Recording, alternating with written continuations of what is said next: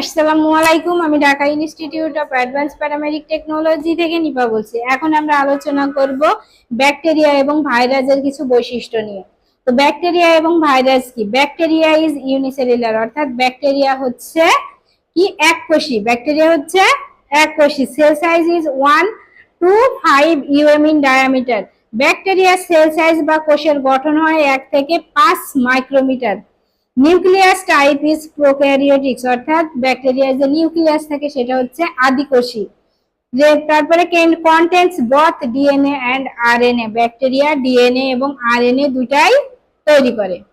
বোঝা গেছে ব্যাকটেরিয়ার বৈশিষ্ট্য। এবার আমরা আলোচনা করব হচ্ছে ভাইরাসের বৈশিষ্ট্য।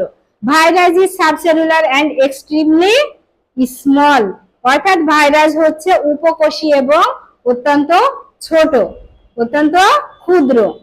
সেল সাইজ ইজ 0.2 থেকে 0.2 ইউএম ইন ডায়ামিটার, অর্থাৎ ভাইরাসের যে ব্যাস থাকে সেটা হচ্ছে 0.2 থেকে 0.2 ডায়ামিটার।